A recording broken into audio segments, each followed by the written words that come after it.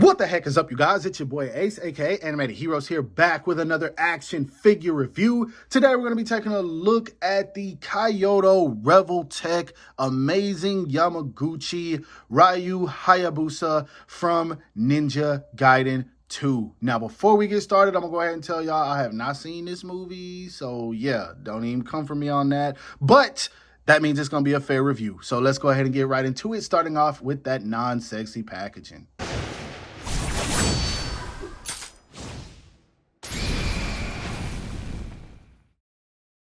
Now, maybe it's just me, but the Revoltech boxes are starting to grow on me a little bit. I think if they just add a tad bit more artwork to spice up the gray areas where there's not much going on, I might like these a little bit more. I really do love this side image of Ryu right here, looking super dope. It says Revoltech Amazing Yamaguchi, Kaiyodo Ryu Hayabusa. At the top, it says KT. What is that? Somebody tell me what that stands for. I feel like I've seen that somewhere. Anyway, it says Team Ninja, and y'all know I picked this up because ninja. I love me some ninjas. Anyway, on this side right here, we've got him all posed up, looking cool. Really dope images of him over here, still looking cool. Man, this looks like this is about to be a lot of fun. Nothing going on at the bottom, and then of course on the back, tons of poses you can get the figure into, as well as all the accessories he comes with, which it looks like a lot. So I'm about to have some fun here. Anyway, let's go ahead and bust this guy out of the packaging so we can see what this figure is all about. Now, straight out of the packaging, I'm going to go ahead and say it. It's he, bro. It's he, bro. Oh, man. This right here might just be... All right, hold on. Let me slow down. Aesthetically, this might just be the best Kaiyodo Revoltech figure I have ever handled. Aesthetically.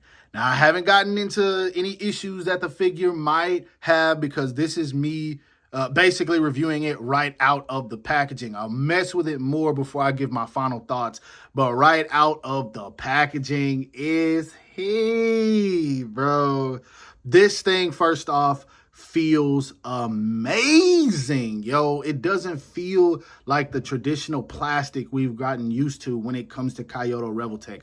This right here feels premium. Now, it is a pretty expensive figure. I think I spent about 80 bucks on this guy, so I'm happy with the way this figure feels. But so far, I really dig this thing. Now, there are some decisions they made in terms of the design I don't particularly like, but we'll talk about that now as we take a closer look at this guy. Now, first things first, the head sculpt on this guy down to the scarf he wears around his neck are immaculate, man. I love what they did with the texturing and everything. I love how this scarf is on a hinge. I do wish it was a little bit bigger of a hinge. I don't know why, man. This just feels like it might break on me. I might be tripping though. It'll probably pop out. I don't think it's something that'll break, but it does kind of feel like a fragile plastic. So either way, be careful with it. Expensive figure, so you're gonna want to be careful anyway.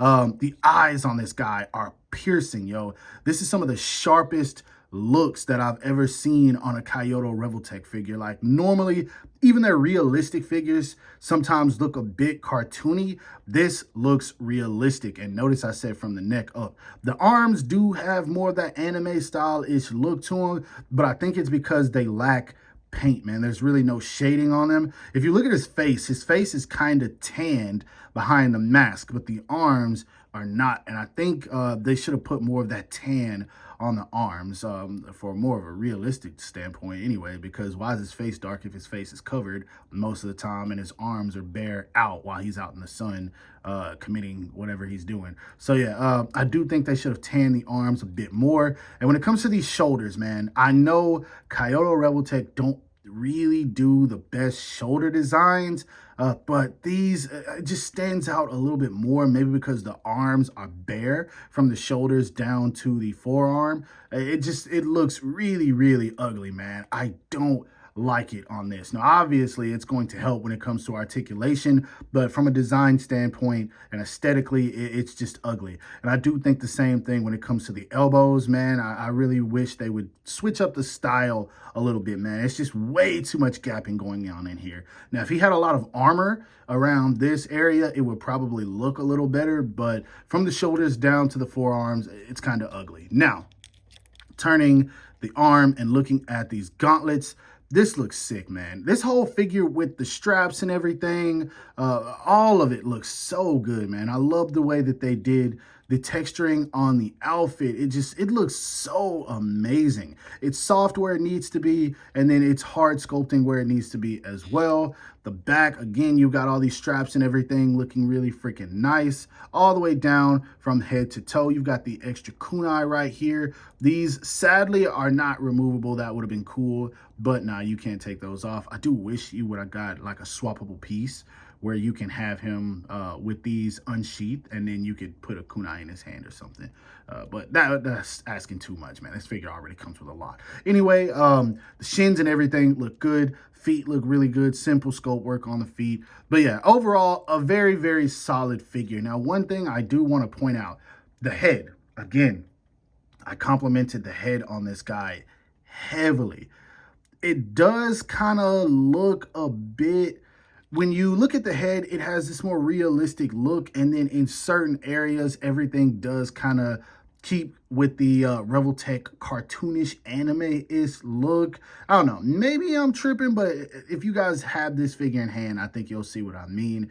Head looks very real. Arms, kind of anime-ish, cartoonish. Certain parts of the legs. The only thing where, the only areas where it keeps that realism is where all the extra sculpt work and detail are. But again, maybe I'm asking too much because these are areas where the sculpt needs to be soft based on the character design. But still, very, very, very, very, very good looking figure. Now, I've talked too much. Let's go ahead and put him back so we can see how tall he stands. Now, when it comes to this guy's height to the top of his head, as you guys can see, he's a little bit under 6.5 inches. I'd say about 6.25. So that's cool with me. He's still going to pose very well with your 6-inch figure, so you don't have to worry about him being out of scale, too big or too small. Articulation wise, I showed you guys the scarf. It does rotate and it is on a hinge joint, so you can pretty much get this thing flowing in the wind however you want, and it holds pretty well. Now, my joint is already splitting a little bit, but this guy comes with multiples, so that's one thing I do dig. But I'm gonna go ahead and take this off so it's not in the way. When it comes to the articulation, looks up so much better than I thought. Oh shoot, I was not expecting that. That is dope. Looks down very well, really good tilt and turn. The neck joints and everything work so well with this guy, even with all the extra sculpt work and detail they have from the mask, so that's really good. Cannot complain about that. The arms go up and out all the way. I told you guys he wasn't gonna have any issue posing when it comes to the arms. The shoulders are just ugly once you have them sitting, and then when you pull them down, you have to remember to tuck them in because they do gap. So yeah, and I'll show you guys what I mean. If you look at this one and then look at this one, there you go. You gotta tuck that in, otherwise it's super duper ugly. Anyway, bicep swivel is fine. The design isn't the best, but it does work, so I'm not gonna complain. When it comes to the elbow, single jointed with double jointed range, so that's kind of cool. The hands are on a, oh, was not expecting that. So this is a separate piece for those who needs to know or who need to know. Yeah, you just kind of plug that back on there, and then the arms move around, or hands move around like so. So that is good. When it comes to the diaphragm joints, mobility, y'all. Mobility. SH Figure Arts, take some notes here, bro, because look at this diaphragm joint. He goes back about that much, up about that much, and I just realized he had something I didn't even know he had. Look at this. He's got the butterfly joints that work very well, because this piece right here, I thought that was one piece. This fooled my eyes. That goes forward and back. And it's not like I haven't seen that before, but I just thought that this was all sculpted together. I have been bamboozled, yo. Kaiyodo Revoltech. Okay, all right. Let me stop acting like they not masters of articulation. Anyway, diaphragm rocks very well. Again, SHF, take notes. And then when it comes, look at this, man. Look at this, man. This is freaking crazy. Doesn't really go back much, but that's cool, man. This man can get in super slashing poses, and I love it. When it comes to the legs, all the way out. Full split. Super duper dope, man. Dig that. He does have the thigh swivel. Now, when it comes to the thigh swivels, I feel like these are probably the weakest design choices about Kaiyodo Revoltech's figures. I don't like these, man, because sometimes they like swivel outward and they don't have a natural look to them when you try to get them in particular poses, or you really just kind of got to mess with it to get it to look how you want. And then on certain figures, they just pop off. Thankfully, we don't have that issue with this guy. And when it comes to the knees, let's see. That single joint that bends all the way back. Now, some figures, it looks really ugly on, but this guy, because he's got this piece right here on the knee, it's like a knee guard, it doesn't look as bad. You don't notice it. So that's really good. It works. It just, again, on certain figures, it doesn't look good. This guy, not an issue. He does have a boot swivel, so that's good. It's actually more than a swivel. I think it pegs in there because, as you can see, you can move the shin around, so that's good. His foot goes down about that much, up about that much. Really good ankle rocker, really good toe hinge. Articulation wise, there is damn near nothing that you can't do with this figure, man. This thing is going to pose, and we've gotten used to that when it comes to Revoltech. Now, as if this figure wasn't already impressive enough, he comes with a load of amazing accessories, man. Now, he does only come with one face sculpt because it seems like he keeps his mask on all the time, which makes sense. He's a ninja. And then he does come with a pair of fist hands. Now, one thing I found out about the faceplate that I didn't know was he has movable eyes.